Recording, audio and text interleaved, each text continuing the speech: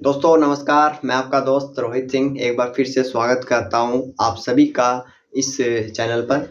तो दोस्तों जैसा कि हम लोग पिछले कई दिनों से लोक व्यवहार किताब पढ़ रहे हैं और इस किताब को हम जल्दी ही समाप्त करने वाले हैं। हम इसके 269वां पेज पे पहुंच चुके हैं दोस्तों। 269 मतलब 269 पेज पे पहुंच चुके हैं और शुरू किए थे साथियों, यहाँ से शुरू किए थे और आज पूरा मतलब इतना पेज कंप्लीट कर लिए हैं और इतना बचा है। तो दोस्तों देखिए, शुरू करना कीजिए, लेकिन उसको अंतिम तक खत्म करना हमारी रिस्पॉन्सिबिलिटी बनती है। मतलब कि आपने कुछ चीज को शुरू किया, लेकिन उसको अंतिम चरण तक लेके जाइए, क्योंकि आपको साथियों मतलब आपको कुछ फर्क पड़े या ना पड़े, पर आपसे जो जुड़े हुए लोग हैं उनको फर्क पड़ता है। ठीक है, उनको फर्क पड़ता है। वो देखते हैं दोस्तों कि हमारा दोस्त वहां तक पहुंचा कि नहीं पहुंचा। हमारा बेटा, किसी माता पिता है वो उम्मीद बनाए रख जुड़े हुए हैं कि हमारा बेटा वहां तक पहुंचा कि नहीं पहुंचा, हमारा बाबू वहां तक पहुंचा कि नहीं। फैमिली, बहुत से लोग हैं मतलब आपसे जुड़े हुए, रिलेट है दोस्तों, रिलेट कर पा रहे होंगे आप मेरी बातों से। बहुत से दोस्त ना आपसे जुड़े हुए हैं, उनको ये मतलब नहीं है आपकी फैमिली को कि आप अभी क्या है कुछ नहीं, मतलब क्या है क्या नहीं, ठीक है। लेकिन ये मतलब ये वो देखते हैं कि दोस्तों आप मतलब हमारा एक दोस्त है, वो गया है कहीं पर, वर्क कर रहा है वहां पे और वो कामयाब करके लौटेगा। मेरा बाबू कुछ बन के आएगा।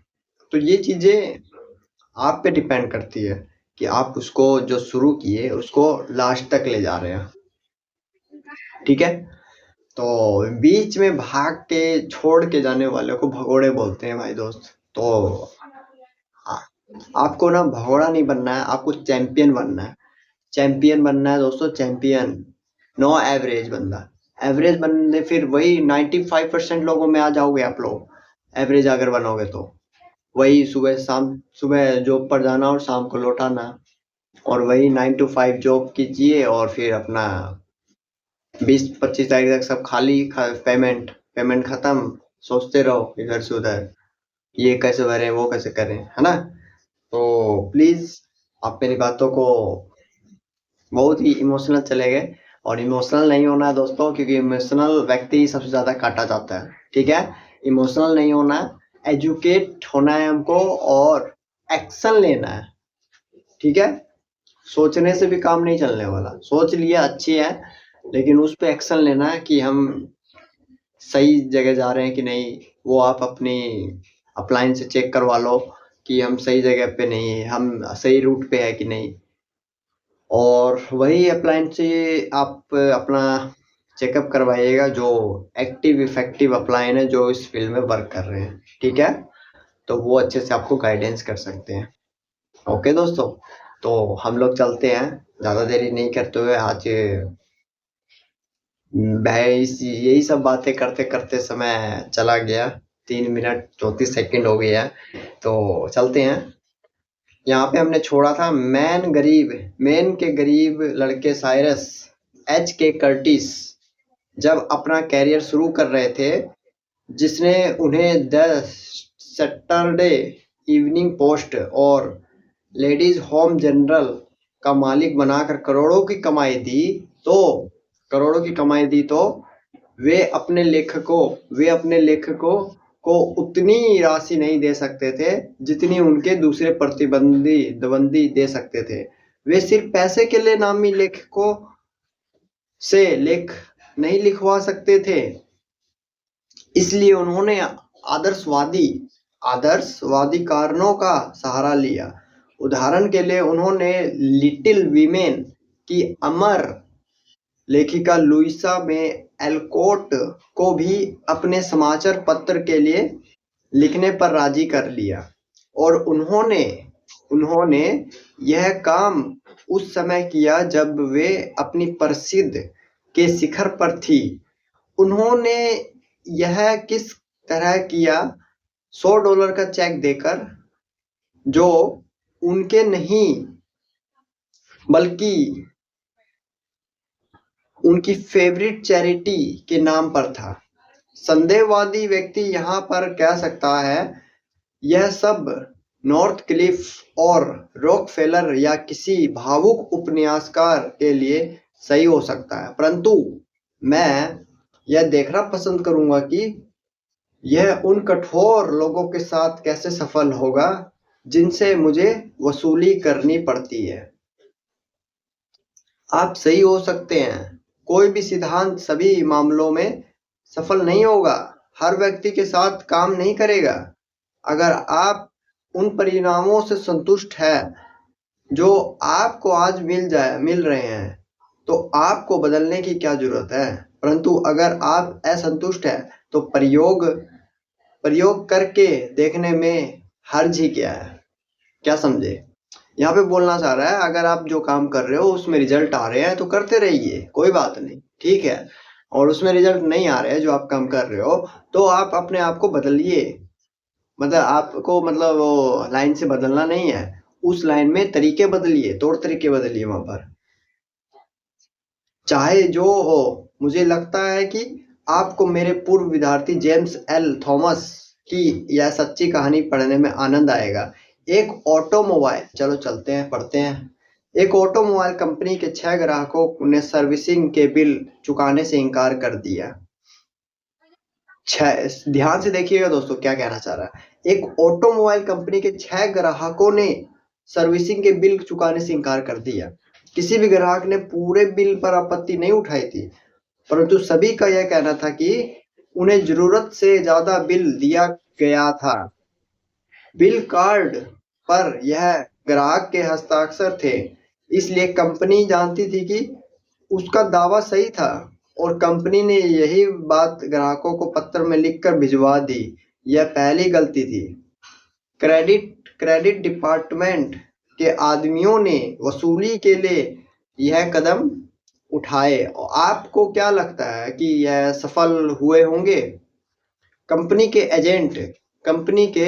एजेंट हर ग्राहक के घर गए और उन्हें साफ साफ बता दिया कि उस बिल की वसूली के लिए आए हैं जिसका भुगतान लंबे समय से अटका हुआ है। उन्होंने यह स्पष्ट बता दिया कि कंपनी पूरी तरह सही थी, इसलिए ग्राहक पूरी तरह से गलत था। उन्होंने यह बताया कि ऑटोमोबाइल की जितनी समझ ग्राहकों को है उससे बहुत ज्यादा समझ ऑटोमोबाइल कंपनी को है, इसलिए ग्राहकों को बहस नहीं करनी चाहिए। परिणाम बहस चलती रही। परिणाम क्या आया? ये चीजें जो बोले इन्होंने क्या क्या बात बोल दी जाके एजेंट लोगों ने। कंपनी के एजेंट हर ग्राहक के घर गए और उन्हें साफ साफ बता दिया कि वे उस बिल की वसूली के लिए आए हैं जिसका भुगतान लंबे समय से अटका हुआ है। नंबर 1 पहली मिस्टेक।